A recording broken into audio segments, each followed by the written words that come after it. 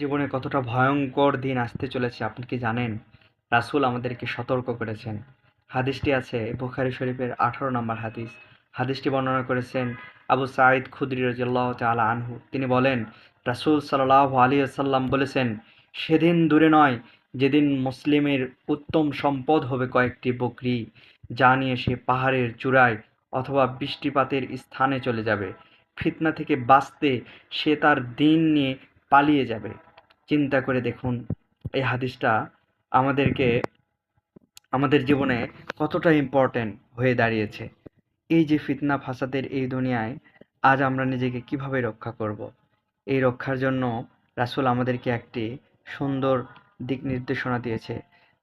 তিনি বলেছেন যে একজন মুসলমানের সকল সম্পত্তি ত্যাগ করে শুধু ঈমানকে ধরে রাখার জন্য, ফিতনা থেকে বাঁচার জন্য সে একটি পাহাড়ের চূড়ায় চলে যাবে অথবা বৃষ্টিপাতের স্থানে চলে যাবে, যেখানে শুধুমাত্র কিছু খেয়ে বেঁচে থাকবে, শুধু ঈমান নিয়ে বেঁচে থাকার জন্য। বর্তমান সময়ে আমাদের চারপাশে ফিতনায় ভরে ফেলেছে, আমাদেরকে চারিদিক থেকে গ্রাস করে ফেলছে, কিন্তু আমরা এই ফিতনায় নিমজ্জিত হয়ে নিজেকে ভাসিয়ে দিচ্ছি। আসুন আমরা ফিতনা থেকে বাঁচি, আমাদের মাধ্যমে যেন কোনো ফিতনা তৈরি না হয় সেদিকে লক্ষ্য রাখি। ভালো কিছু শেয়ার করুন, আপনার বন্ধুকে জানান, আপনার আত্মীয় স্বজনকে জানান। এই হাদিসগুলো সহিহ বুখারীর, তাহলে আপনি শেয়ার করছেন না কেন? হাদিসগুলো শেয়ার করে দিন, মানুষকে জানার সুযোগ করে দিন, আপনিও সওয়াবের অধিকারী হন।